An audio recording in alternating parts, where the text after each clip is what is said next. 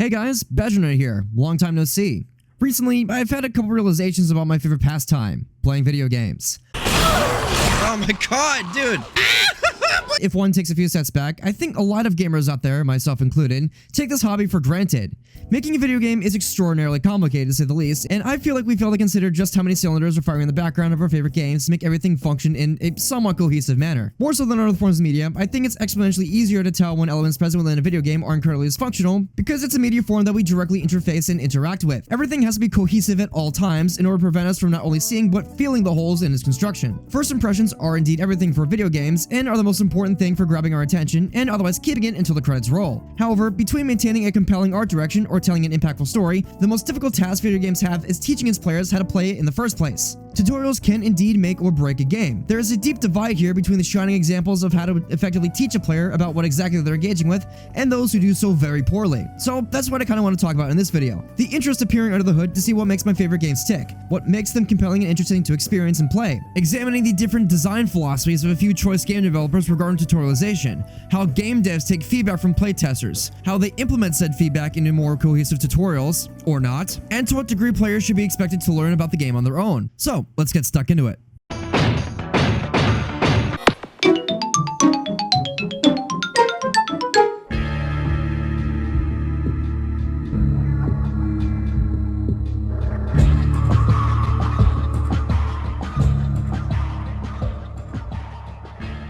There is a term I'm going to coin here in this video that I'm going to call the playtester's bane, a blending of Poe's law, Murphy's law, and Hunlund's razor that game devs have to deal with when considering how gamers interact with video games.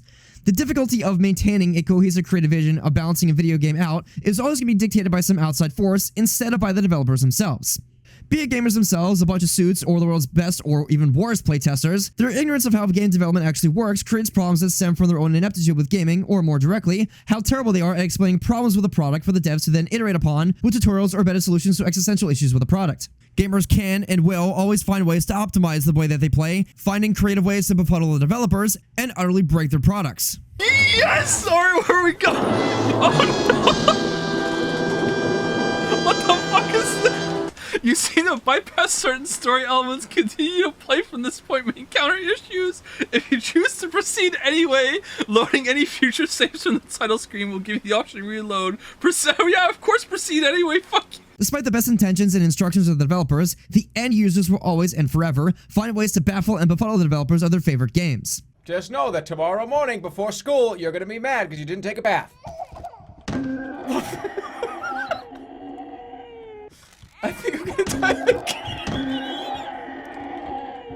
Fucking imagine why you would have to do this.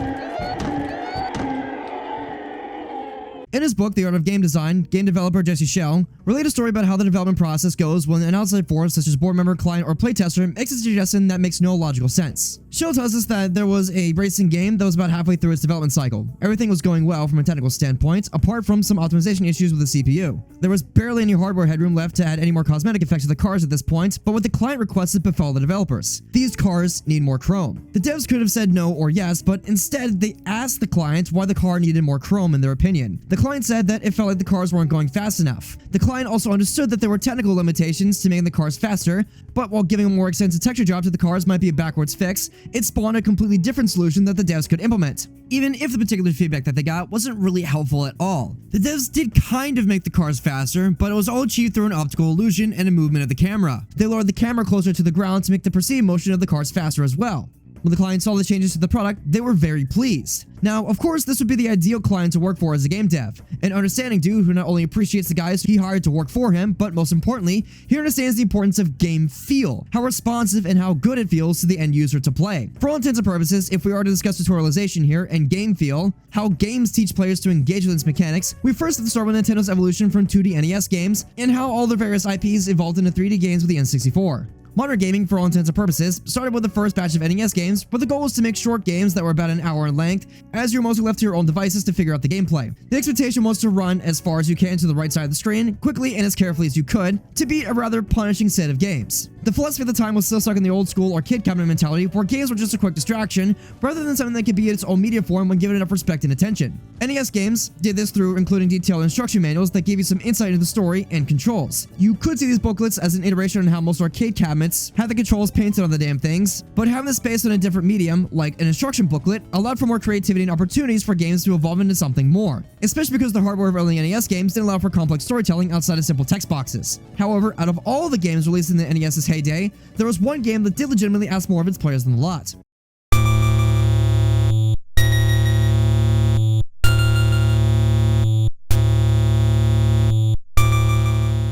Metroid was certainly a trailblazer for what would become the concept of a modern video game, as it betrayed all the conventional tropes gamers of the era were familiar with. Run right, shoot enemies, and likely die a few times along the way as you get to the grip of the controls. However, gamers will quickly come to know that Metroid wasn't Contra, which was also released early in the year of 1987. When you're first given control of Samus, you naturally done what every other video game you played up to that point has urged you to do: run right and rock out to the awesome music.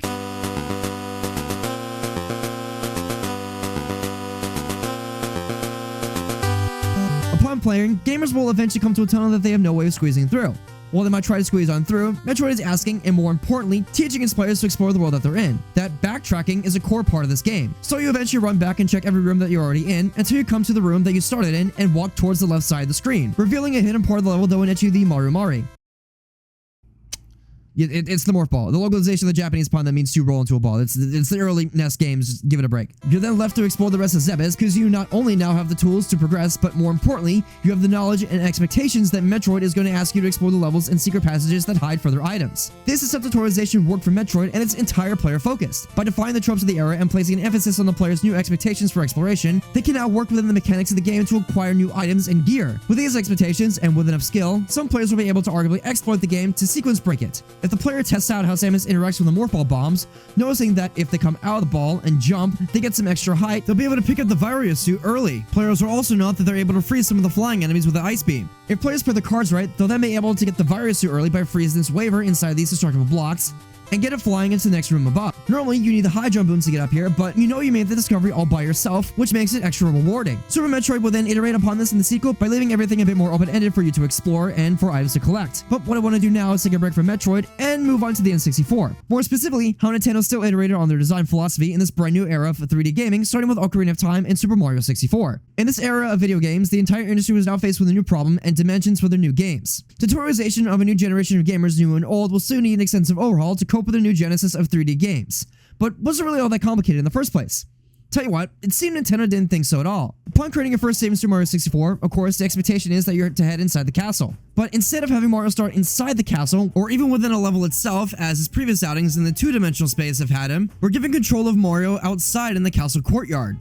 Mario 64 wastes almost no time in giving you full control of Mario, where the only direct guidance the player receives from the game itself is how to jump and punch, or from a little text box that pops up at the start of the game. Other than that, you're left to figure out Mario's movement for yourself. We can see that this decision has some wisdom behind it. Nintendo gives players the room outside the castle to play around and familiarize themselves with the controls in 3D space before heading inside to challenge them with the obstacles the levels pose to you. Mario's movement in this game is incredibly diverse, with every movement comboing into another as the player will become familiar with as they continue playing. By keeping the skills floor low, this hands-off approach to tutorialization makes both the skill ceiling of Mario 64 extremely high and thus very rewarding to move Mario to his maximum potential. A similar thing happens with Ocarina of Time. It's no secret that Zelda games with all their puzzles are generally pretty good at tutorialization, and it all started with its classic entry in the series as it moved on to 3D. After the opening cutscene and barring all interruptions from Navi, Nintendo directly gives you control of Link while leaving the task of exploring 3D space to the player. You can explore Kokiri Village and figure out how Link moves, runs, and jumps, which is then built on the first dungeon of the game inside the Deku Tree. Scaling the inside of the tree, you may notice that there's a spiderweb in the center of the first room that acts like a bit of a trampoline. Upon approaching it, Navi will also remind you to press up on the C button to have Link move into first-person mode. This allows the player to gaze through the web down into the lower regions of the dungeon, taking full advantage of this feature and of the fact that Ocarina of Time is in 3D. Of course, we are essentially in a giant cylinder, and I wouldn't be surprised if standing in this web over the bottom part of the dungeon here instilled a sense of vertigo in some players at the time. And I would wager that would kind of be the point here. If players did feel that sense of vertigo or uneasiness upon gazing into the lower parts of the dungeon, then that means the player is getting a grasp of the depth and feel of the 3D space within Ocarina of Time, which then will be used to progress through this dungeon as well. Now being aware of the depth and scale of the dungeon now, the player needs to figure out how to break the webs. Which then begs the question, what happens if I use this new 3D space to jump from the highest point onto the web? Well, if you do so, you'll break the web and fall downwards. This might seem like a super simple puzzle, but for the time, adding a literal dimension to puzzle solving in a puzzle solving game like Zelda really added some complexity to these series of games. A mechanic which will then be built upon with a fight with Goma. Upon entering her boss room, the fight will not begin unless the player remembered to use first-person mode to look towards the ceiling, of which they will then find Goma lurking about on the ceiling. After the fight begins, Goma will then also retreat to then climb onto the ceiling again. This entire boss fight is a formative assessment on how players are going to handle 3D space going forward in regards to boss fights and other challenges as well. Succeeding in defeating Goma only means that you'll be further prepared for fighting bosses like, say, Phantom Ganon later in the game as well. Based on the success of the Deku Tree and of Ocarina of Time itself, I think we can say that Zelda safely survived the transition into 3D extremely well, as did Mario. But what about Metroid? The series skipped a full outing on the N64, which honestly was probably a good idea. I couldn't imagine what Metroid Prime would have looked like if it came out looking like GoldenEye 64, but good thing we don't have to worry about that. Though I do remember Metroid Prime being a first-person shooter, being considered a controversial choice to veterans of the series, but all in all, Prime iterated upon what Nintendo and Retro learned from their own experiences as game devs. The method of which tutorialization is handled on Prime makes it a very different kind of game, as we have an intersecting path between atmosphere, storytelling, and gameplay. I say this without a hint of irony. The scan visor remains one of the coolest features of any video game to date because of how it enhances what would normally be a fairly mediocre first-person shooter. The scan visor unlocks doors, scans potential weaknesses, and reveals important lore or story details as you trek through Talon 4, literally playing as Samus behind her visor. You're in the power suit the entire time, which gives you a degree of immersive feelings that no other video game has really captured to date.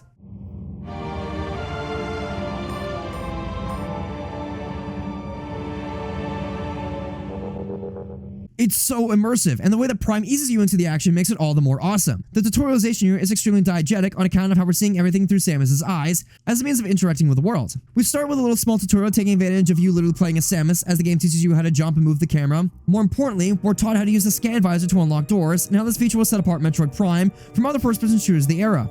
You're checked on how to use the visor twice. First to get past the first barrier outside on the ship, and as a small little puzzle to depressurize the interior of the ship you're boarding. When reaching the end of the first hallway though, you'll use the visor to see that the other door is unpowered, which encourages you to look around a little bit to then find a panel you need to scan to then repressurize the hallway so you can enter inside. This has the effect of teaching you to look around with a scan visor to unlock doors, solve some puzzles, and find some easier solutions to beat some of the bosses within the game. This is how you're supposed to beat the Parasite Queen, by the way, but strictly speaking, the use of the scan visor is technically optional. You could beat the Parasite Queen without scanning it to reveal the weak point and have Samus's power suit automatically recalibrate her targeting systems and shoot its mouth. But then again, there's a diegetic immersive factor Prime lets to play with here. If you ultimately fail to use the scan visor, as you're encouraged to do so, you're engaging in the game in an incorrect way. You're going to be worse off and figure out how to beat each boss on the more obscure story details which Prime chooses not to present to the player directly. Retro manages to keep that old Metroid spirit alive of exploration and finding out more about the world by merely exploring it through the scan visor. Everything is technically optional, but you're going to want to go ahead and engage with this content for a richer experience.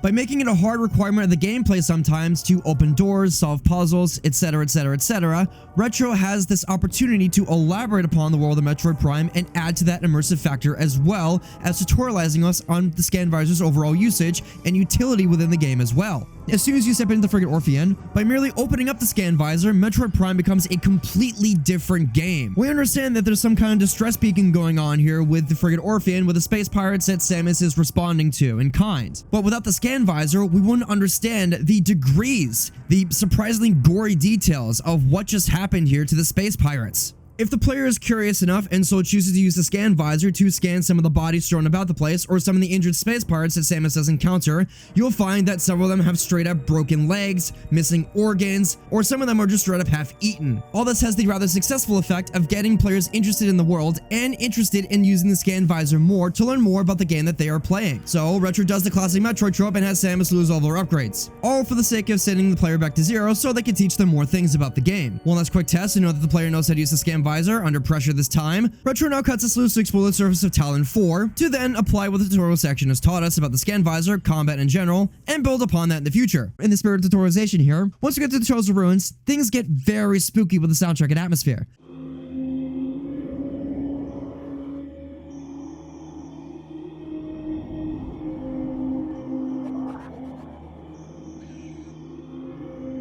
Once again, leaning into how immersive Metroid Prime can be at times, the player knows a couple things about Samus and the world that they inhabit so far. Firstly, they're a shell of their former selves. They only have their trusty power beam and are only able to jump. They don't have missiles, the morph bomb bombs, the morph ball itself, or the charge beam. You are underpowered and alone, and you are now tasked with getting back all of your powers to get to an acceptable level of strength once again. However, what Retro's not telling you is that by robbing Samus of all of her powers, they can actually reteach you all the powers that you had during the tutorial section aboard the frigate Orpheon, which is exactly what happens as Samus walks around the Chozo Ruins getting back the Charge Beam, the Morph Ball bombs, and the missiles. With the first important lesson that Metro Prime teaches us being that of combat when we're about to go acquire the missiles. Throughout our time in Talon 4, we're going to be surrounded by multiple enemies, and we're going to have the know-how to deal with that. The task here is to remind and test the player on how to lock on enemies, and use the radar at the top left of the screen to locate the wasps. After acquiring the missiles, we come upon a very suspicious tunnel that is exactly about the size of Samus's Morph Ball. So we figure it's time to go get a new upgrade. We backtrack a little bit, bust open a couple missile doors, and stumble upon the Morph Ball, and another mini-boss fight.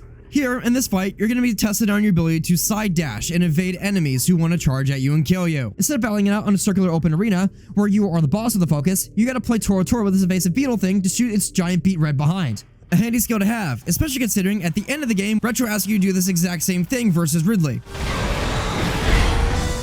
With the core lessons of these various combat encounters hopefully internalized to the player by now, Retro does something fairly unique. Samus is almost powered up. She's got her 2 core items, being the missile launcher and the Morph Ball by now. Before she managed to grab these items, the soundtrack for the Chozo Ruins sounded like this.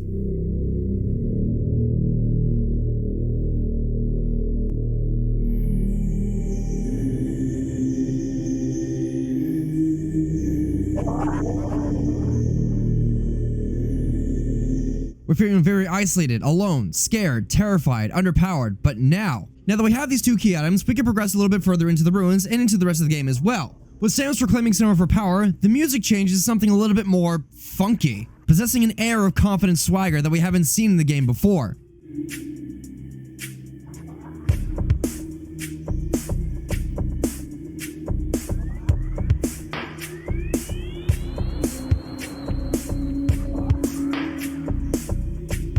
Now, we're playing Metroid. And we can thank Retro Studios for steering us in the right way and rewarding us in such a way as well. A diegetic explanation that aligns with the player's notions about achieving power, more upgrades within a Metroid game, is just a stroke of pure genius. Along with that, the scan visor, I know how to play Metroid Prime now, with Retro's philosophy and tutorials teaching me well. At this point in the game, I should be confident enough to go just explore and get lost in this world as well. Atmosphere and the illusion of player agency within Metroid Prime is the reason why this game is so successful. Everything that I've done in this game, I've done of my own accord. I've discovered things, I've learned more about this world, I've collected power upgrades, I've collected missile upgrades on the side as well in between objectives. Everything just feels good, and when everything does fire on all cylinders, this is when Metroid Prime truly is a fantastic game, and it is why it is an instant classic. It echoes the design philosophies that Nintendo has adopted since the NES days. Give the player the reins immediately for the best player experience possible. Fully immerse them in the game, and within the game's world that they are playing for the best possible results. Giving as much power to the players as possible is such a simple thought to have within an interactive media such as video games, but there are still some game devs out there that need to play catch up to Nintendo. More specifically, I have in mind a game studio that kinda lost its way over the years after learning the same lessons as Nintendo, or I should say, relearning these lessons and then completely forgetting about them over the course of the development cycle of their other games. I imagine that there weren't many of you alive watching who remember when GameStop was offering copies of a magazine called Game Informer were making certain purchases in store. This was when my love for gaming truly began to deepen as Tiny Badger got his first real look into games journalism before everything turned sour a couple years later. Totally stuck with a Wii and a GameCube because my parents thought all of the consoles were basically Satan incarnate. There were a couple articles and interviews that I kept coming back to. One of my favorites was when Game Informer was interviewing Naughty Dog about Uncharted 2's development and how they reacted to playtester feedback. Someone correct me down in the comments if I'm wrong, but if I do recall correctly, one of the things that was summoning the developers was that in a section where there was a lull in the action, after a big giant set piece involving exploding trains and Nathan nearly dying, the playtesters spent an ungodly amount of time in the small Himalayan village area interacting with these giant yaks and playing soccer with the kids there. It was here where Naughty Dog realized that gamers had a strong yearning to plainly just interact with the environment that they're playing within. They were seemingly content just to press square to interact with the NPCs there, rather than jumping in the next action set piece or gunfight. To Naughty Dog, this would revolutionize the way they approach gaming to this day. The lesson that Naughty Dog took away from this is that they wanted more personal interactions with the characters within their games and make them a little bit more realistic. The goal for Naughty Dog was to completely eliminate the facet of the part of video games where the player got the sense that they were talking to an NPC or something composed of a bunch of polygons. They wanted to impart the impression that they were talking to a real-life, authentic person. And actually, speaking of Uncharted 2, they actually did kind of achieve this as well with a character called Tenzin. A character sticks with Nathan Drake throughout the entirety of the game, despite a language barrier existing between the two characters. Does not speak a lick of English throughout the entirety of the game, nor does he understand Nathan either. He only speaks his native Tibetan tongue. Aha! Oh man, there's no way we're getting across there. What you got there? What?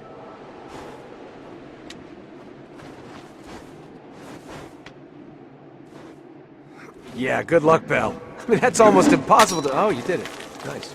Nevertheless, the character acting on display here from Tenzin allows players to empathize with him despite the language barrier, even going as far as to elevate Tenzin into one of the series' best and most beloved characters. There was a bit of a paradigm shift, where some developers out there realized that yes, it was indeed possible to make a three-dimensional character, that it was indeed possible to make people sympathize with a character who doesn't even speak the same language as you. Someone who's completely different, so long as you can convince them otherwise. A notion that would then seep into every single first-party PlayStation game from seemingly now until the end of time. This, in my honest opinion, came with its own sort of issues, as first-party PlayStation games, as we know them now, are more akin to playable movies than actual video games. Herein is where I think the plot gets lost a little bit, at least for Naughty Dog. The issue with Naughty Dog-like games then becomes less about playability or gameplay, but more about writing and storytelling, connecting with the characters at an emotional level rather than enjoying the game itself. The trick to this narrative approach is that you have to get every single playtester, or a large majority of them, to have some kind of emotional parity with the characters and their actions on screen. Instead of tutorializing the gameplay and getting gamers familiar with the way that the game handles and plays, you have to condition them to fall in love with your characters, or elicit some kind of strong emotional reaction from them as they play along. Over the years, however, it's clear that Naughty Dog became somewhat complacent. Filled with just enough hubris, I believe Naughty Dog started to backslide a little bit as they gradually forgot what made characters like Tenzin and all their other characters so laudable and lovable. This is best showcased with how they handled the development of Last of Us Part 2 and how Naughty Dog, by all reports, refused to consider player feedback. Needless to say, when compared to the original game, Part 2 left a lot of people spinning with its narrative choices, and from where I'm standing, the pitfalls of the game was solely upon Naughty Dog for refusing to flex or change the game's story beats, especially considering the complex system they have for playtesters and how their feedback gets implemented into their projects. With their complete focus on narrative alone, how Naughty Dog handled playtesting is completely different from other studios. Testers consent to having their voice and facial expressions recorded, with staff earmarking every single time the testers make a significant movement or facial expression relative to the action on the screen. Ideally, this should ensure that devs can nail a particular character moment and guarantee some kind of universal experience or consistent narrative through line with their stories. With this in mind, we can begin to understand The Last of Us Part 2's development cycle a little bit better. The Last of Us Part 2 had the intention of making players feel actively guilty about the actions that you committed within the game by having NPCs call out the names of their comrades when you kill them in combat, or when you kill a dog every once in a while, with the idea being that there's two sides to every revenge story by having the player play as two protagonists gunning for each other's throats. However, during development of the game, players made it clear that they preferred one protagonist, Ellie, over Abby. Moreover, playtesters clearly indicated that they preferred Ellie over Abby to the point where they desired Abby to be dead over Ellie getting up the fight and walking away completely. Originally, as Naughty Dog was playtesting Last of Us Part 2, there was a choice at the climax of the game regarding whether or not Ellie would kill Abby, with abstaining from the stories being the most correct decision, a decision that was consistent with the vision and themes of the game. However, to the contrary of the intentions of the developers here, a significant number of players still chose to kill Abby regardless, indicating that Naughty Dog failed to provide enough narrative sympathy for the new protagonist. This will also track for when the game would be released to the public. So, my opinion so far is I really actually don't give a fuck about Abby. What is Abby's main quest? Wait, fuck. What is Abby's main quest? Right now, it's these two people I randomly give a shit about. Abby, why are you helping us? Because it's forced. Nobody cares about Abby! Especially when she murders your favorite character. And you do it in such a shitty way, and then act surprised when people are angry and resentful after 7 years of waiting. You act fucking surprised. Even after everything Ellie and Abby have done to each other, all in all, a significant number of playtesters and Naughty Dog's actual customers still prefer the incumbent protagonist in Ellie. So what did Naughty Dog do? Did they rework Abby's story to make some of the players refuse to kill her? Were there any rewrites to her character or overall drastic changes to the plot? Nope.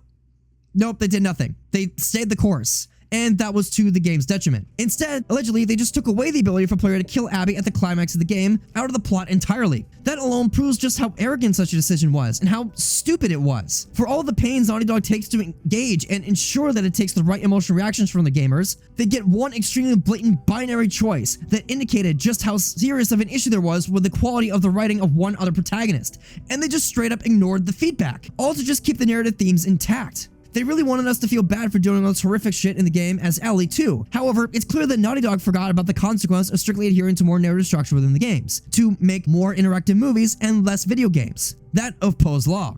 To refresh, Poe's law is an adage that states, without a clear indication of the author's intent, it is difficult or impossible to tell a difference between an expression of sincere extremism and a parody of extremism. All to say, in trying to perpetually make me feel like a horrific asshole for shooting dogs and other human beings, Naughty Dog is forgetting that I can easily justify all these combat encounters as self-defense very easily. Not even getting into the whole discussion of this being a combat encounter where the goal is to, well, shoot people and defend myself here. Sure, you might say that's me rationalizing how I'm killing these violent cultists and WLF members, who I've seen beating people to death with golf clubs, mutilating innocent people, disemboweling their enemies, and hanging people from trees. We've got to consider that I'm forced to fight in every single combat encounter. Ghosting a level, doing a pacifist for The Last of Us Part 2, where an Ellie sinks past and through every single combat encounter in the game, is nearly impossible and seemingly heavily discouraged by the game's design just so to hear the core themes of the plot, wherein righteous retribution is never moral or justifiable. All the encounters are just set up to the point where you just have to default to having a gunfight anyway, so why even bother doing anything differently? Naughty Dog actively removed player choice to make combat encounters more complex for the sake of railroading players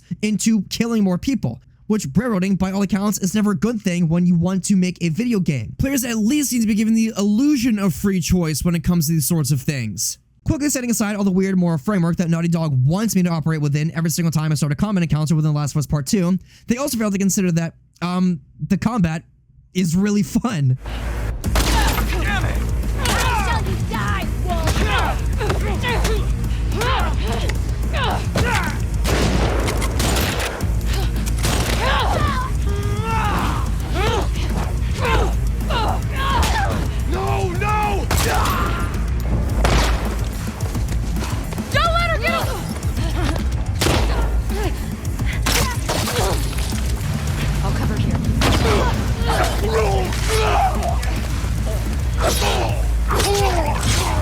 Spread out. Still could have scars in the building. Watch each other.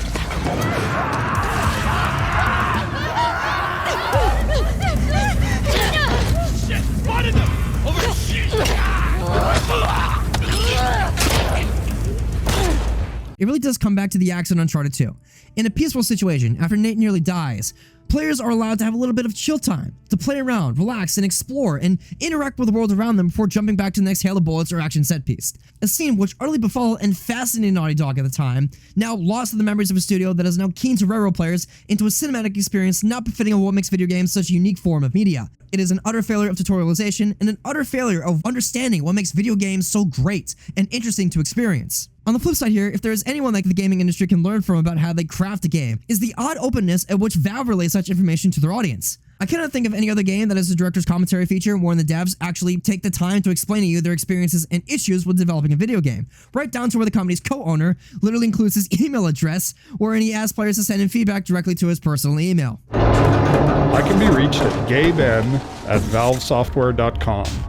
I get about 10,000 emails each time we release a game, and while I can't respond to all of them, I do read all of them. Thanks, and have fun. This, of course, is somewhat of a meme for those who played Valve's games, to the point where it will become a joke game in himself with cracking an announcer pack for Dota 2. Please email me at gayben@valvesoftware.com and let me know about your rampage. I'm not wearing underwear. This openness, along with how the company interprets feedback, kind of paradoxically makes Valve stand out in how it creates games and products when considering its customers and potential player bases. When developing video games, Valve's process for doing so can be essentially segmented into two styles, of which I'm going to dub Old Valve and Modern Valve. The former development style seems to be rooted in a deep qualitative philosophy, wherein Valve will observe playtesters and make changes based on the way that players behave within single-player games. The latter design philosophy, strictly speaking, operates purely on a quantitative outlook, hard data that Valve collects in order to balance out the games that are mostly multiplayer in nature. Modern Valve's development style, and the manner in which they take feedback from their communities of multiplayer games, poses some challenges for the biggest games such as Counter-Strike and Dota. Both are inherently competitive games with a healthy esports league that Valve puts up for, which in turn means that Valve has to cater to the pro players' notions of how the game should be balanced. This isn't inherently wrong, but it pits Valve against the very people whose livelihood depends on the changes they make in a game and the reaction to those changes. Suffice to say, Counter-Strike players are notoriously stubborn when it comes to engaging with the new content Valve tries to add, as any changes to weapon balance or new maps are either going to be incredulously scrutinized or outright ignored. It's why the queue times for Dust 2 and Mirage still remain super low even as we transition into Counter-Strike 2, and why the community-made maps that are part of seasonal operations are never played at all after the first few days that they are released into the game. The culture of Counter-Strike players, how they want the game to essentially never change, makes it basically impossible for for Valve to cater to and create new things for the game. The best example that I can think of is the fact that the SG-553, a gun within the game, was for a time objectively better and easier to use than the AK-47, and arguably to some extent or another still remains that way today. The SG-553 completely ignores armor, has a scope to make headshots easier, and the cost difference between this gun and that of the AK-47 is only $50 more if you're playing the game between October and November 2018, and $300 if you play the game after November 2018. The gun still remains mostly unchanged from that day because CS players are just that stubborn. It's still yearn for those one-tap headshots with the AK-47, and will continue to pursue such highs even though there's an objectively better weapon within Counter-Strike 2 now. Swear to God, Valve could do a ninja patch to make the gun super OP in CS2, but my money says that no one will notice. And, well, they haven't noticed that the SG-553 is still better than the AK since Valve last touched the gun about 4 years ago. So it begs the question, how exactly do you balance or otherwise cater to the player base of a game wherein both said game's balance and its player base are so hypersensitive to any minor change? Well, as Valve has learned with Counter-Strike, you have to essentially trick players into trying new things about the game. There have been times within CSGO's development where Valve has made sweeping changes to Counter-Strike's weapon balance based on the data that they collect from matchmaking, which is also mostly based on win percentages for CT and T sides. These balance changes last for about a week or so, wherein Valve makes a weapon absurdly overpowered for the chance to collect some data about the potential changes they could make to even out the game just a little bit more. If you look on HLTV's stat page for the year of 2015, if you start on the T side in a match, across all maps played competitively within the pool, the T side had a total average win rate of 46.6%. Given that, all of the things being equal, Counter-Strike is always going to be somewhat CT-sided, 46.6% isn't exactly a bad average to have. This statistic alone makes the game seem fairly balanced until we consider that in every other map aside from Dust 2 and Season, the map win rate was anywhere between about 36% to about 43%. The outlier statistics that we see being displayed on Season and in Dust 2 could just be chalked up to good map design, but still, no matter how you look at it, there was a glaring problem with the balancing of Counter-Strike. Around 2015 or so, Valve seemed to understand that CSGO was overwhelmingly CT-sided, with all the balance changes being made to weapons on the T side, such as the Tech 9, encouraging players to be a bit more mobile during gunfights. This change to this gun in particular was seemingly an acknowledgement from the players that when compared to the USPS, the default pistols that the Ts were getting at the start of each round, the Glock 18, was insufficient when stacked up to the USPS. Upon implementing these changes to the Tech 9, Valve did eventually revert these changes back 24 hours after them making a weapon purposely overpowered, but a weird phenomenon happened after the fact as well. Some players actually started using the Tech 9 over the Glock 18 after getting a taste for the weapon despite it being hit with a Nerf bat. With its rise in popularity and with it being placed in T-side becoming less of an automatic loose condition in 2015 when compared to the years prior, caused the weapon to be hit with a Nerf bat again after generating more player interest, Valve toned down the mag capacity, damage, and moving accuracy of the weapon, but in such a manner as to make it have its own niche over the Glock 18, which is still occupied in the game to this day. A similar phenomenon happened on the CT side with the AUG, wherein Valve essentially had to also bait players into shaking up the meta. This was done by making the AUG competitive with not only the M4, but with the AK as well. For just $50 more than the M4 at close range, the AUG could one-shot enemies with a helmet, while the M4 at all ranges would still require 2 headshots to kill a T if he was wearing a helmet. For Time Immortal, this is the way Counter-Strike was balanced, where the guy with the AK would always win gunfights in close quarters, so long as players landed a headshot. Considering that, we might be able to understand what Valve was doing when they gave the AUG the ability to one-shot headshot players at close range. The point was to make gunfights more fair for the CTs, as, all things being equal, the Ts with the AK would win every single gunfight. These changes to the AUG persisted in the game for a while, but like with the Tech 9, Valve eventually tapered away the changes to solidify the weapon's role within the game. Once players finally broke out of the meta that CS had conditioned them to participate in, some players didn't want to separate themselves with the AUG because of the unique playstyle that the scope offered when holding angles, with some economy changes being made to CSGO in March of 2019 that made winning pistol rounds more important than ever. With these changes, the player base was finally satisfied, and the AUG finally found its place within the game, all on account of having to essentially trick Counter-Strike players into, well, changing something a little bit. Whether that's a compliment to how much Valve cares and polishes their game to a nigh-mirror sheen, but when Valve takes a data-driven approach into consideration versus the way that old-school Valve interpreted the musings of the playtesters, we see just how valuable player feedback is to Valve in total. In the days of Half-Life 2's development, Valve planned to package the game itself with one of the most ambitious physics engines at the time. This allowed the devs to create complex puzzles that were ahead of its time as well. So ahead of its time that Zoomer's would eventually champion the same mechanics as the second coming of gaming Jesus, when Breath of the Wild did the exact same thing 13 years later. Both games control the pace and progression of the player by using puzzles to deter the player from making progress until they are solved. By doing this, Half-Life can ensure that the player learns and progresses at the pace the developers desire. For Half-Life 2, teaching the player never stops, but is done so organically by Valve that you never really have to stop and think about what the devs want you to do. All manner of this method of teaching was ripped out and sanded down by the devs due to observations made by some rather infamous playtesters. Before we simplified the path through the Guardian's lair, we allowed a right turn at this junction, leading the player right back to where they began. One of our playtesters continued to repeatedly turn right here for half an hour. That was a compelling argument for removing the maze-like elements. Our earliest design had the player scrambling out of the wreck high above the canyon and forced them to make some precarious jumps to get to ground level. After seeing most playtesters fall to their deaths numerous times in the first 5 minutes of gameplay, we optimized for perceived rather than actual danger. At various times in development, this gear was loose in the environment, tucked in a dark crevice, hidden in a small box, or lost in the bottom of a flooded pool. One playtester, unaware of his low health, actually drowned in 2 feet of water while retrieving the gear. We realized that attaching the gear to a chassis identical to the engine motor was the best way to help the player make the connection between this gear and the empty space on the other assembly. Early versions of this area had serious problems. It was brutally punishing and unfun. We were trying to make an experience about timing and tension, but playtesters perceive this as another boss battle. But without physics and explosives, there's no way to kill the Guardian. They would empty all their ammunition into him and die horribly over and over before giving up and running away. They hated it. Our first solution to this problem was to add an arena immediately before the maze, where we hoped players would use up most of their ammo and the head crabs and barnacles and not even try to shoot them. But clever players managed to lure the head crabs into barnacles and rush past while the barnacles were feeding, arriving in the Guardian's lair with plenty of ammunition and again, the false impression that they could kill the boss. In the end, it was necessary to have the Vortigaunt tell the player, "Remember, do not kill the Guardian or the extract will be ruined." Therefore justifying why you wouldn't be able to do what we didn't want you to do and what you couldn't do in the first place. This area is really fun now.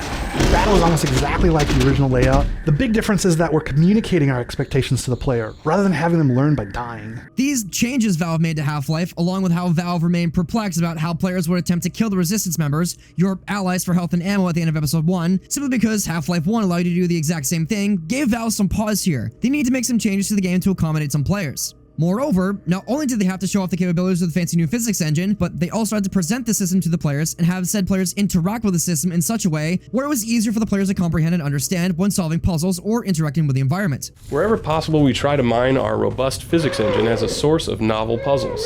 It's especially valuable for giving realistic feedback to the player solving the puzzle. In this scenario, we designed the elevator to sink slightly whenever the player steps on it, giving instant intuitive feedback that it reacts to weight. This made it far more likely that the player would understand that he was dealing with a counterweight puzzle. All this starts with that one Combine officer telling you to pick up the can when you first make your way into City 17.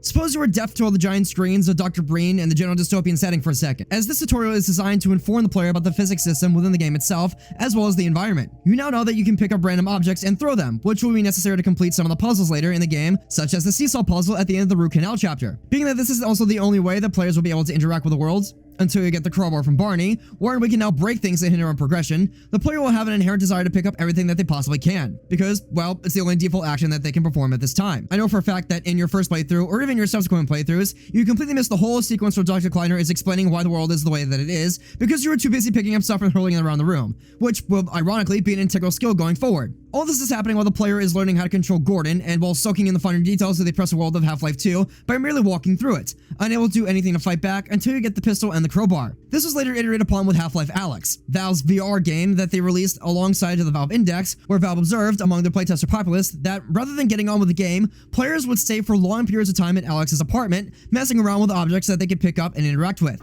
Playtesting showed us that players in VR were easily distracted, often due to better peripheral vision, such that they'd focus on one scene element while losing track of others. This was exacerbated in these first rooms because players were acclimatizing to being in VR, often for the first time. In addition, different players progress at different speeds. We saw some players spend 30 seconds on the opening balcony and others 30 minutes. Interestingly enough though, Valve didn't discourage the player from getting on with it, as it were. They didn't have Russell come out over the comms to tell Alice to move on to the next objective. Valve allowed these players to stay and fool around with all the various objects thrown about Alex's place. As was the case in Half-Life 2, there was some wisdom behind this decision. Many of them were also experiencing VR for the first time, so they had to give the players some time to finally get their bearings in this new environment, and with all the new equipment that they're playing with as well.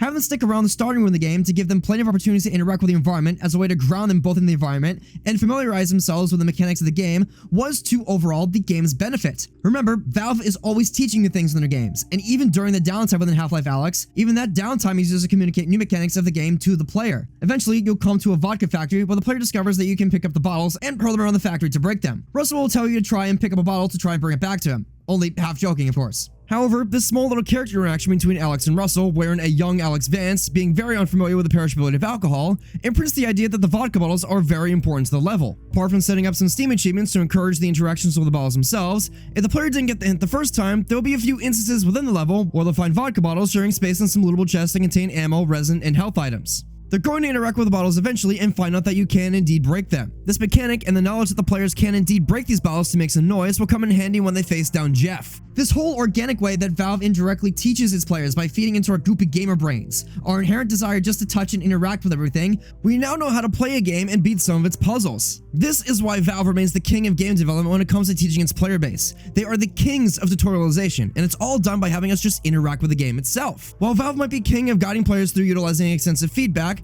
Valve is not the only developer mastering the art of organic tutorials here. Let's shift our focus on how other giants in the industry, like FromSoftware and Nintendo, handle the delicate balance of guiding players without overtly holding their hands.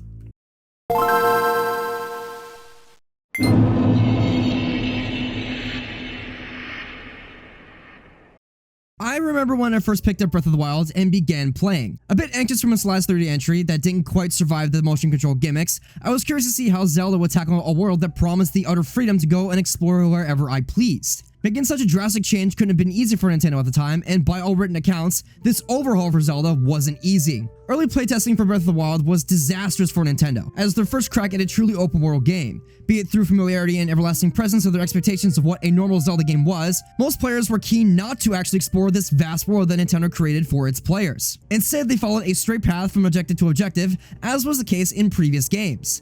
In other words, Nintendo, in promising a design philosophy that allowed players to go anywhere and make their own stories. The feedback Nintendo was receiving from the playtesters was that they were failing to direct players of the possibility to branch out into other parts of Hyrule. In order to resolve this rather existential problem with Breath of the Wild, Nintendo modified the design philosophy of Breath of the Wild a little bit by using something called triangle theory. In practice, outside of the Great Plateau, the giant landmarks that were visible at the beginning of the game, such as Death Mountain, would be continuously and visually obscured with trees, mountains, landmarks, and other such terrain. This would have the effect of constantly generating new distractions for the player to stumble upon and explore. Rather than having a tower or castle in the distance, serving as an indication that that is the sole location where the player is supposed to be going at the specific time in the game, players would stop to fight some monsters, explore a shrine, a cave, wrangle a horse, attempt to scale a steep cliffside, or run the fuck away from some guardians. Best part about this is that it's all done in an organic manner that doesn't feel like you're getting stuck or totally derailed by these small distractions or discouraged from exploring at all. Nintendo also handled tutorialization of this game's mechanics incredibly well here, via utilizing the Great Plateau as a small microcosm of what the game had in store for the player. Dealing with the weather system, the multitude of ways you can defeat enemies that don't involve drawing a sword, how to craft and cook food, all of this was done so well. It's entirely player-driven, and that was when Breath of the Wild was firing on all cylinders. Breath of the Wild's design philosophy and the way that Nintendo tackled open-world exploration influenced many other developers that tried to replicate its success out to their own IPs. In copying Breath of the Wild's model of open-world exploration, some devs out there failed to consider the pains Nintendo went through to ensure exploration went smoothly for the player. Imagine for a second that Breath of the Wild never implemented its triangle theory into the game's philosophy and remained purposely vague about its desire, or rather, the necessity of the exploration of Hyrule. Imagine that through all the implicit design language present within the game, Breath of the Wild encouraged you to make a beeline for Hyrule Castle to save Zelda at the very start of the game. I believe it would be quite reckless for you to head directly to the castle at this point. Well, if such a game existed, we would call it Elden Ring.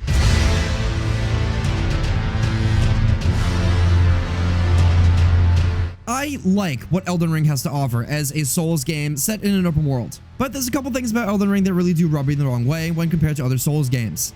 It's no secret that FromSoftware is notorious for making super difficult games and being super vague with how it delivers exposition for their game's stories. FromSoftware is often hesitant to explain the finer aspects of the game's mechanics, specifically with the Souls series, which stems from a 5-point development design philosophy Hidetaka Miyazaki adopted when developing Demon Souls and Dark Souls as a spiritual successor. In an interview with Game Informer's Phil Collar, Miyazaki was pressed about Dark Souls being a game that was uncompromising in its rather punishing difficulty in an industry where the prevailing notion was at the time that games need to be more accessible for a wider audience to then find success. We only need to look at games that released around this time during 2010 and 2011, the year before and after Dark Souls was released, to see these trends manifest. We have Halo Reach adding a pseudo-class system, sprinting and armor abilities, a la Call of Duty, to the core multiplayer gameplay, which demanded less skill from players, while also posing a serious balancing issue, separating players into two camps: those who are able to sprint around the map and grab the weapons quicker, retaining total map control in the process, and those who are unable to do so. First strike! gained the lead. We have Skyrim to thank for getting the average casual gamer interested in the freedom offered by an RPG, but at the cost of the depth that was offered by Oblivion and Morrowind. We also have one of my favorite games of all time, and possibly one of the best video games ever created, Mass Effect 2, being streamlined into a cover-based third-person shooter with its major RPG elements that were present in the first game being severely truncated and simplified. Despite these prevailing notions of what a video game should be and who should be playing them, finding success and resonating with the audience and critics alike, FromSoftware did not budge regarding their attitude towards difficulty here. That being said, Miyazaki has always maintained that making a hard game for the sake of it being hard was never the goal with any Souls-like game though. As Color asks about the way FromSoftware handles playtesting and how they utilize it at all during the gameplay to think about difficulty, Miyazaki responded by saying, yes, we use playtesting to determine difficulty level. When we did the playtesting, we found that usually the difficulty level was decreased. So we started off setting the difficulty level drastically high, depending on the concept/theme of the stage, then we made it easier thanks to the feedback from playtesting. So in essence, the philosophy of FromSoftware when approaching game design, at least for Dark Souls, was to first jack up the difficulty, then get the playtesters in the room before finally and gradually tapering off the difficulty until the challenge was feasible for most players. It's funny how uncompromising Dark Souls seems on the face of things, but in reality, it does seem that the devs actually made some compromises to ensure Dark Souls wasn't punishing levels of unfun. Even when that notion fails, Miyazaki has observed that in their playtesters, even if the challenge might seem insurmountable for some, they will eventually get good enough to rise to the occasion. Now, you might take this as a bit of tongue-in-cheek commiseration, where the creative lead for an infamously difficult game is telling you to get good scrub, but again, it's not the point of these games either. Strictly speaking, Dark Souls, the first game here, is about exploration and overcoming challenges. But how did FromSoftware urge players towards the next objective without any overt hand-holding mechanics? Granted, there are some hits and misses to how FromSoftware handles the teaching the player on how to play their games or unlock certain features of certain encounters that tie into how well tutorialization for these games go that are worthy of note. But let's keep it to the first hour or so for each of the more prominent games. The first hour of Dark Souls 2 is alright at best, and poorly paced when it isn't. The tutorial section is successful at teaching players the basic mechanics of the game, but there is no boss fight, no formal assessment at the end of the section to test your mettle. Thankfully, Dark Souls 3 kind of corrects this mistake, a bit drastically I might add, by presenting you with an incredibly short tutorial section. Comparatively speaking, the game has an inherent desire for the player to quickly become familiar with a more faster-paced, Bloodborne-esque gameplay. As seen with a rather massive and hard skill check, the fight against Gondir is to set the tone for the entirety of the game. Dark Souls 3 is to be a linear, well, sort of pseudo-boss rush from start to finish. And if the opening boss of the game has 2 phases, who knows what horrors the rest of the game will hold for you. I do hold the High Wall of Lothric as a fairly good iteration on the opening level seen in Dark Souls 1, but honestly, the original is still king when it comes to handling organic tutorialization here. In affront to all other video game tropes for the time, you are actively discouraged from fighting the Asylum Demon directly, the first boss of the game. Instead, the game wants you to run past it, only to then fight it again after the game gives you more tutorial text messages about what the buttons on your controller do, and once you have some kind of mastery over the game. It's scraps of information, but inadvertently, the game is teaching you that, well, you have to apply these lessons for yourself, and that sometimes it's okay to run when you're outmatched. You don't have to fight literally anything and everything in your path. Now, we can argue about whether or not the eureka moment the player experiences after cheating the boss is a good thing, over how Dark Souls informs you this possibility of avoiding it by that very same vague text message to get away in the middle of your first boss fight that has a notorious reputation for being difficult is a good idea or not. I don't think it is, rather obviously. What FromSoft could have done here is have Oscar, the Dying Knight who gives you the Estus Flask and the key to the next floor of the level, relay to the player that he was a fool to challenge the Asylum Demon head on, before he gives us these items and passes wishes on to ring the Bell's Awakening to us, the Chosen Undead. This will not be the first time in any Souls game where the boss has some hidden mechanic, path, or gimmick that's left for the player to discover on his own. Granted, this is usually done after the player bashes their head against something a few dozen times, but still, the potential for players to feel a sense of fulfillment upon discovering these hidden mechanics of the bosses must still be accounted for, even though they're not directly communicated to the player. Like how, out of every single other humanoid boss in the game, Gwyn is the only one that can be riposted for critical damage. This essentially trivializes the entire fight and the final boss of Dark Souls 1, the penultimate fight of the game. Sure, you can make some arguments about the degree of skill needed to do this correctly and consistently, but I'm willing to bet that there's very few Souls players out there that have actually seen Gwyn's full moveset. Similar gimmicks also happen with Seath and the Gaping Dragon. This B-movie horror monster in Dark Souls 1 can be buffed with a channeler that exists outside of the boss arena itself, firing soul arrows at the player from on high. In order to permanently dislodge this threat, you are forced to go explore the level a little bit more to locate and then kill it. All the while, in the process of exploring, risking getting hit with the extremely punishing Curse Affliction status by the basilisk within the sewers. While in the sorry state, you're effectively permanently hollow, which means that all multiplayer functions and the ability to summon NPCs in the game are disabled until you fix the effect with a Purging Stone sold by a vendor that most players will never know exists because of where he's placed within the level, or do as the game tells you, head to New Londo. The latter is a very shitty idea, and poor direction by FromSoftware here, as the player's progression is essentially ground to a screeching halt, as they are then directed to continue onwards with this disability, while the total HP pool is also also halved as well, or go all the way back to Firelink Shrine to then get to New Londo. While cursed, you will be able to fight the ghost there, but the player will not know this because last time they likely visited New Londo, they were not able to attack the ghost present within the area.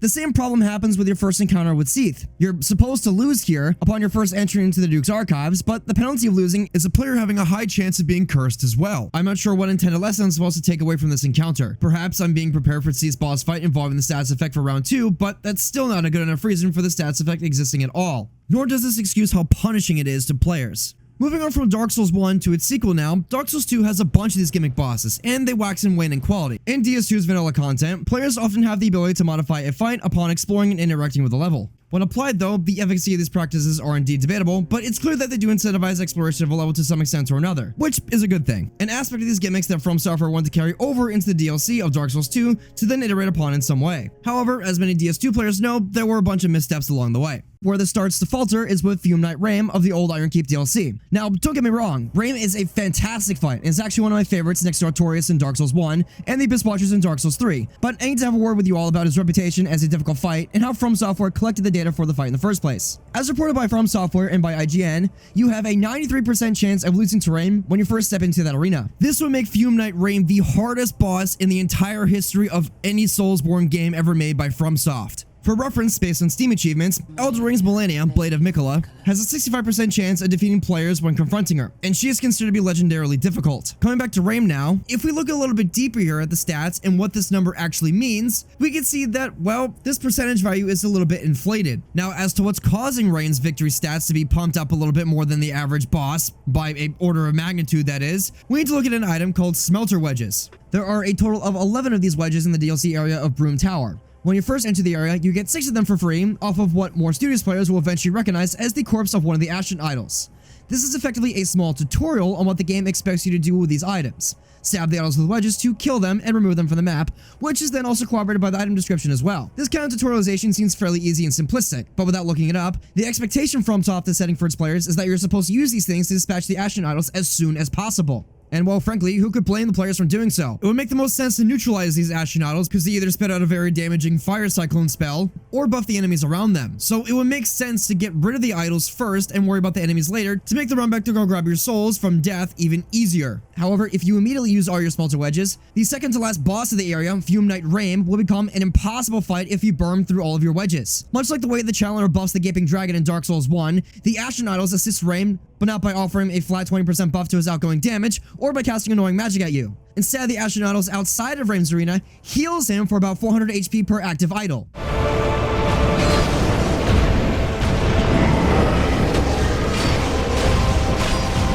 Rame's health pool is already massive in New Game Plus, as it's somewhere, I believe, to be around 10,000 HP. This makes retaining these Smelter Wedges a hard requirement for the fight itself, which then requires the player to have at least 4 of these things on them at all times to make this difficult fight even feasible in the first place. It's quite literally a surprise mechanic here. How was I supposed to know to keep 4 of my inventory for the fight when, so far, the only mechanic the Ashen Idols have shown me so far, the only function they have in the DLC, was supposed as a sort of collectathon challenge as the player collects the parts of the soul in Nidalia. However, saying that collecting these souls is a reward in of itself goes against the design of these Ashen Idols and wedges in the first place.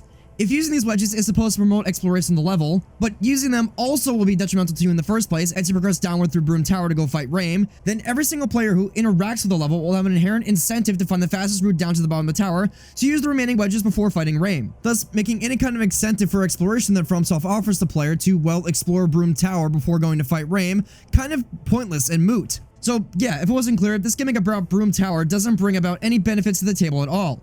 It fails the player's expectations of what Dark Souls 2 teaches the player to do with the content of the DLC, and presents all the wrong kinds of incentives for correctly engaging with the content in the first place. Most players are going to get hard stuck on Rame in this DLC, and worse still, it's not helped by the fact that the last wedge is kept as a reward for killing Sir alone, the final boss of the entire DLC that you tackle after you beat Fume Knight Rame. We could argue back and forth about how FromSoftware is employing the classic hands-off approach here in regards to tutorialization, and implying that the player should explore this new level to find the remaining wedges in a chest somewhere above the tower. However, given the design of the DLC, how it employs gravity and verticality as a constant threat to the player, makes this intention for all of Broom Tower just fall a bit short. You. Okay.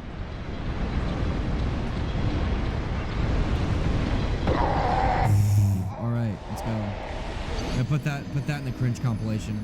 On top of that, Broom Tower also has a lot of issues in where it places enemies. It has an existential problem with how it sets up encounter designs. The area has a lot of enemies upon bridges and precarious ledges, where it's fairly easy to make a misstep or roll off to your death. When you're often put in another place with some enemies, you're in a very, very tight corridor where you're often onset by either upwards of 5 of them, where of course the default position here is to just run away and pick up the important items, press the buttons to open the next door, and just completely ignore them. It makes exploring the absolute bullshit vertical maze that is Broom Tower an absolute unfun nightmare. This is actually even like worse than I remember. Like, so I know I need 4 of these smelter rods to go fight Rain. Knowing that now, I'm actually kind of encouraged or tempted to just skip through the entire content to go fight Rain, and then if I feel like it, go back over and get all the other content in the game as well. Which sucks, because normally, you know, everything else I should be able to just very easily go about getting all the game's content the first time I pass through here. At least that's what I think. I spend more time running away from enemies than actually fighting anything, racing between switches, picking up items before I'm sliced, crushed, or blown up by all the various explosive and fire barrels around here. This almost encourages players to run past every enemy that they see rather than stand and fight them, which isn't very rewarding. What Dark Souls 2 is essentially asking us here in Broom Tower is to just face check a bunch of objectives and hope for the best. There is no sense of learning or accomplishment here, as I continually have to run the gauntlet just to keep progressing through the level. It boils all the game's content down to a trial and error fest, which is not fun at all. That, and considering how, rather paradoxically, wearing armor in Dark Souls 2 actually makes you take more fall damage than without equipping armor, makes the Broom Tower absolutely stupid to explore, to find all these key items in the first place, to then go ahead and progress onward with the DLC. There's often instances within Dark Souls 2 where I feel like the devs of this game sorely misunderstood what made the first game great, as they just made Dark Souls 2 difficult for the sake of being difficult, without understanding what made Dark Souls 1 so great in that regard. The run to the Blue Smelter Demon serves as a perfect example of how FromSoft didn't really learn from their mistakes while crafting the DLC for Dark Souls 2. Putting a bunch of annoying roadblocks in front of me and asking me to trudge on forward anyway isn't necessarily fun or engaging gameplay, nor does it equate to actual difficulty. Granted, there were a few black marks in regards to bosses in Dark Souls 1, such as the Bed of Chaos, wherein up until y'all, everything is taking damage when I smack its various weird appendages with my Zweihander, throwing me into a boss arena and leaving everything up to me to effectively guess the boss's mechanics and where exactly to hit them. Begging on how normal it was for Dark Souls to just plot me into arena to fend for myself is not an acceptable means of tutorializing me on how to beat this boss, especially for a sudden puzzle boss. Which is also weird because FromSoft tried that whole thing again with High Lord Wolnir in Dark Souls 3. Granted, High Lord Wolnir is leagues better than the Bed of Chaos and how it was handled in the first game, but still, being overtly punished for not understanding the mechanics of a sudden puzzle boss, being forced to take the L, die, respawn at the bonfire to run all the way back to the boss arena to try again, within a game that has very punishing difficulty and high stakes for death at that, is honestly kind of insulting. Setting aside the sequel games for just a second, Dark Souls, the first game, is usually fairly good at organically teaching the player how to play the game via using death as a mechanic to force the player to learn and rewarding that skill and knowledge when it counts. There are technically 3 or even 4 areas you can enter when you begin the game. Here's a thought here, a couple years after the game has fully released and been absorbed in the cultural zeitgeist now. Has anyone ever considered that the reason why Pinwheel is so easy as a boss is because you could fight him for the rite of kindling at the start of the game? Well, that's my 2 cents anyway. More to the point though, we're not going to be discussing how to one-shot the Taurus Demon here. We're coming at this from the perspective of a new player who hasn't played the game before. Given that you've been unlikely to discover the elevator down to New Londo underneath Fireleaf Shrine, and then go to the Valley of Drakes to then Blighttown, you're likely to try the graveyard first, but find all that the skeletons cannot be killed here. So you either run past them, loot this Zweihander, and keep heading down into the catacombs, only to get even more frustrated when nothing there will die. So you progress onward to Undead Burg, and what we have here is a fantastic little tutorial section that forces you to learn how to engage with the game's mechanics to then master them on your own. Building upon what you learned in the first rounds of combat in the Asylum, we encounter the same kind of hollow soldiers here who attack very slowly and very deliberately. They telegraph their attacks clearly so the player can learn how to react, be it through blocking or rolling. If they're really good, they'll learn how to parry some of these enemies, or even better, when encountering the Taurus Demon, they'll also remember how the Asylum Demon taught them to look around the area for help or find an escape route. Players will discover that there's a ladder on the back tower in which they entered, with some studious players remembering that pledging attacks exist, which will help them with defeating the area boss as well. All good things that reinforce, apply, and test you before you move on to find the gargoyles and beyond. And beyond you may go. Again, you may do these things out of the conventional order and be rewarded for it as well. You can kill the Asylum Demon with a broken straight sword and be rewarded for it with a cool weapon. You can skip right through the Valley of the Drakes with a Master Key and hit Blighttown. Skip the whole upper sections and go straight to finding Quelaag for the other Bell of Awakening as well. You can go to fighting the Black Knights or Havel in the Undead Burg for a chance at their weapons and gear by parrying them to death. All these aspects of the game are skill checks to test your knowledge of the game and your ability to use said knowledge to gain the advantage over your opponents, which is then built upon further with Dark Souls, then testing your ability to cope and deal with new challenges as you progress on new areas after receiving the Lord Vessel. In the Tomb of the Giants, players who have relied on their shields will have to use a Skull Lantern to navigate the darkness. Same when navigating the lava in Lost Izalith. You probably have to remove one of your rings, which, let's be honest here, is probably Havel's ring, to put in the orange charred ring to traverse the level. That means you have to deal with fat rolling everywhere or make drastic changes to your build for traversal reasons in this particular instance. The scaling and variety of challenges here is what make Dark Souls 1 so great, but the small stuff, the things where the game remains frustratingly vague, is where the laissez-faire approach to gameplay mechanics really do hurt it. Remember the shitty skeleton wheels you encounter in the catacombs? The very same ones who will stun lock you because you don't have much in the way of stamina or poise at the start of the game. Not that Dark Souls will ever tell you what poise is or how this mechanic of the game works amidst this giant and very unhelpful stat page. When I first played, I was under the impression that this was tied to your stamina meter and how long you're able to keep your shield up to take hits. Given how you're encouraged to turtle behind your shield in PvE encounters and how objectively good shields are in Dark Souls 1, is there any real wonder that I thought this way in the first place? Some of the intricacies here are lost too, wherein weapon scaling isn't explained at all besides a loose and insufficient definition based on a letter scaling from E to S. Nor is it explained that I can wield some strength weapons like this Y-hander, wherein if I two-hand a weapon, it takes your strength score and multiplies it by 1.5. So this Y-hander, which has a requirement of 24 strength and 10 dex to wield, will require 16 strength to be able to two-hand it effectively, without any downsides. There is no explanation in the game for this, nor any other mechanic similar to this one. Despite all of its excellence where it comes to giving players the tools that they need, Dark Souls needs some time to explain the fine print just a little bit more here. Thankfully, Elden Ring's approach to the tutorialization of its players through its mechanics is a little bit better, but not totally acceptable either when compared to the progenitor of the series. Traversing the Undead Asylum is a task every chosen undead must do, but the opening parts of Elden Ring for the Tarnus is just unmitigated confusion. After characterization here, we'll just drop right into the opening level of the game at the Chapel of Anticipation, having only the loosest scraps of the game's common mechanics, and are immediately ambushed by a boss that will certainly kill you. If you do manage to beat the Grafted Scion without any Crimson Tears, and with only your starting gear, your reward for doing so is death. Elden Ring has you fall off a cliff and die just so you can continue on with the rest of the game. Sure, you do get a sword and a shield for doing so, but these are just the same items that a normal Grafted Scion will drop normally in the lands between. You don't get any kind of unique weapon like you did with the Asylum Demon. There is a joke in here about how the real boss of all Souls-like games is gravity or something, but it just doesn't hide the fact that most players will just be killed by the Grafted Scion outright here and feel immediately dazed, angry, and confused, when previous games have eased us in the mechanics of the game and then tested us with a boss by using enemies like the Asylum Demon and Index Gundyr as a formal assessment to test what we know so far. The only analog we have of that here in Elden Ring is the Godric Soldier you fight at the end of the Cave of Knowledge, which is a huge mistake for multiple different reasons. Previous Souls games, all the way up from Demon Souls to Dark Souls 3, had you fight some kind of horrific monster as a means to pass the tutorial's area's vibe check. Instead, in the actual tutorial section, we have a fight with what amounts to a normal enemy with what I can only hope to be a test of the player's knowledge of how to break the guards of enemies with shields. That also in of itself is an issue as well, as it then sets the expectations that this system works like Dark Souls 2,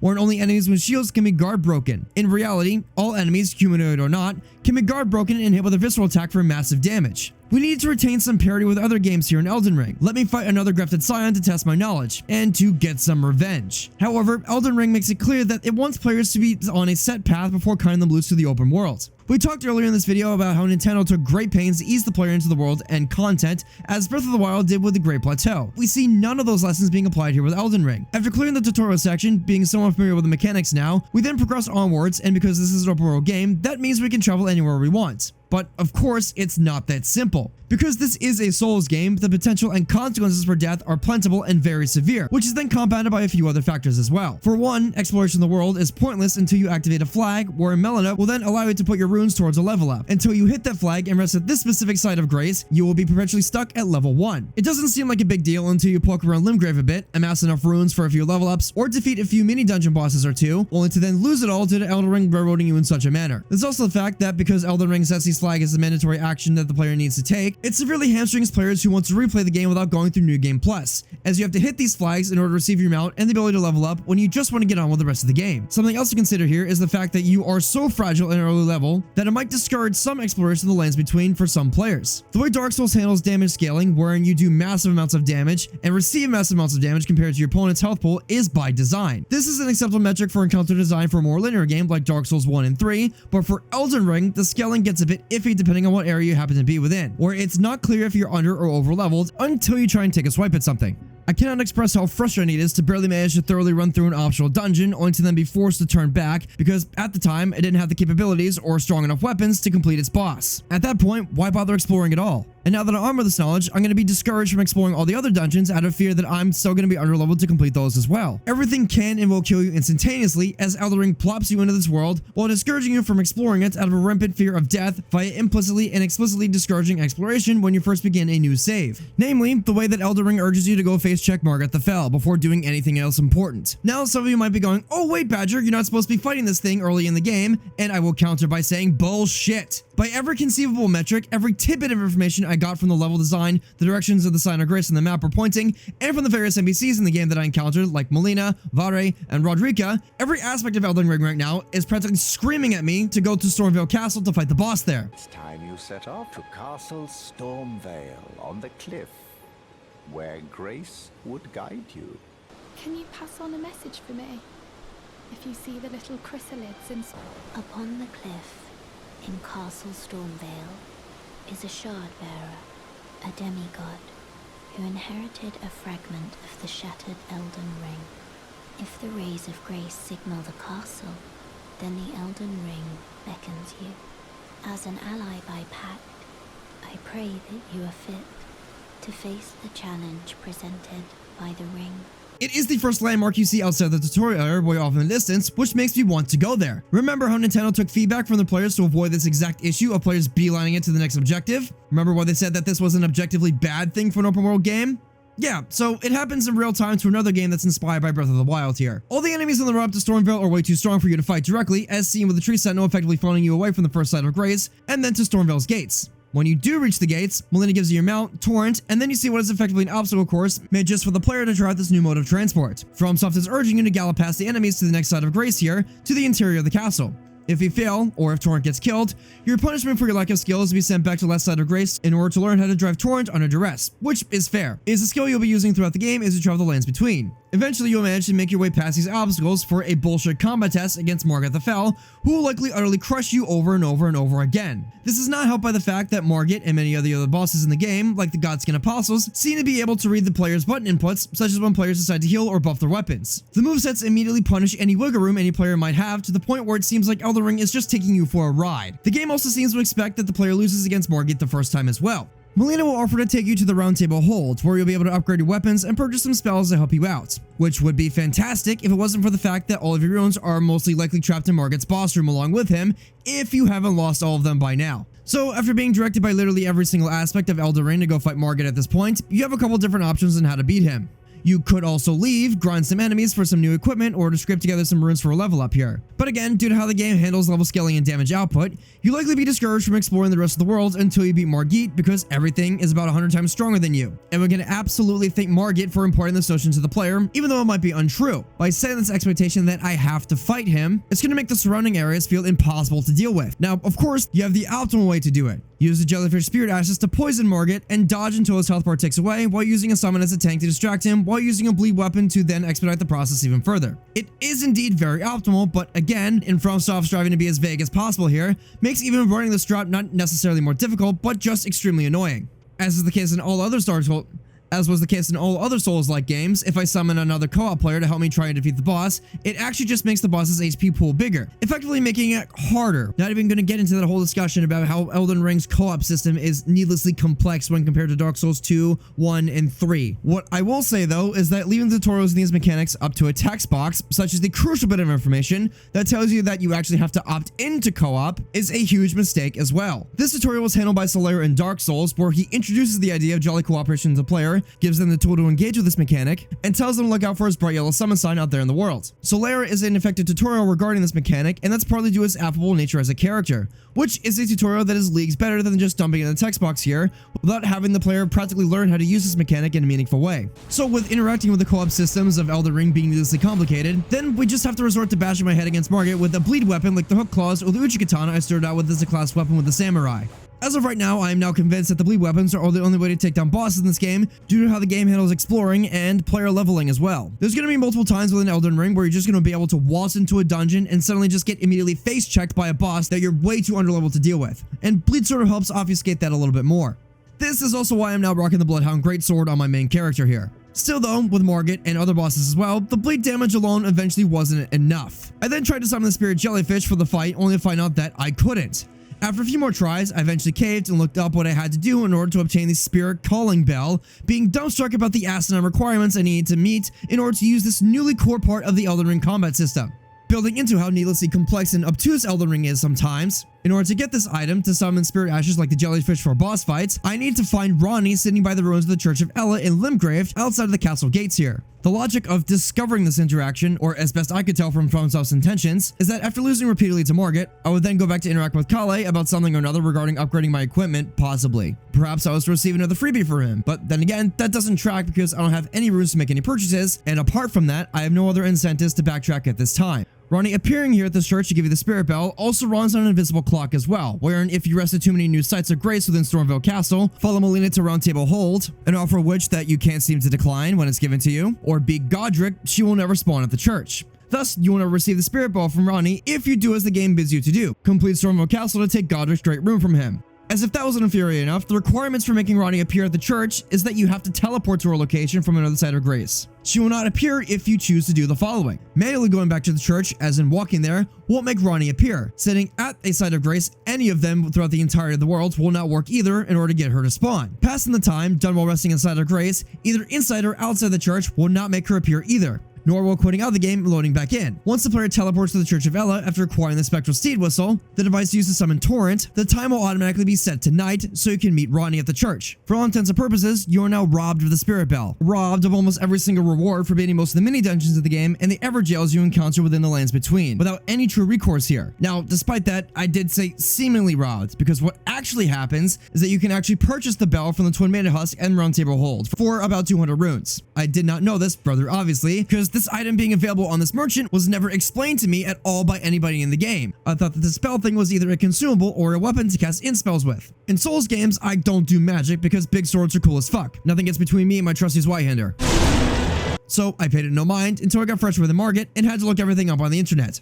And in doing so, we have to deem it a complete and utter failure of game design. This aspect of the game didn't warn or tutorialize me about this core item. There's absolutely no reason why I couldn't be given this item along with my Flask of Crimson Tears at the start of the game, or by Rodrika along with the jellyfish summon she gives you for free when we exhaust her dialogue. This lapse of judgment represents a total failure on FromSoft's side of integrating the normal way that they handle interacting with NPCs in other Souls games with this new open world setting, wherein every itty-bitty interaction seems to run on an invisible clock. I find myself in a constant state of anxiety, wherein I feel like I have to be careful enough not to advance or level up too far, as I would risk missing out on an important turning point for an NPC's story. Yet paradoxically, I have to be strong enough to be on par with any and all future bosses I may encounter by making myself stronger. These two concepts do not mesh well, and a fantastic example of how these mechanics are at odds with each other is how Edgar and Irina's quest initially began for me. I rolled up and found Irina, who then told me about the situation in the castle just up the road, when the demi-human servants have overthrown the castle staff and essentially killed everyone in the castle, with her father Edgar choosing to stay behind. She then asked me to head over there with a letter she wrote to check up on him. I agreed, but first I had a new weapon and some runes to throw into some stats because I've been taught by Elden Ring that everywhere I've went so far, I've been sorely underprepared to tackle the next area. I have a seat at the side of grace nearby Irina, relax, pull my stats,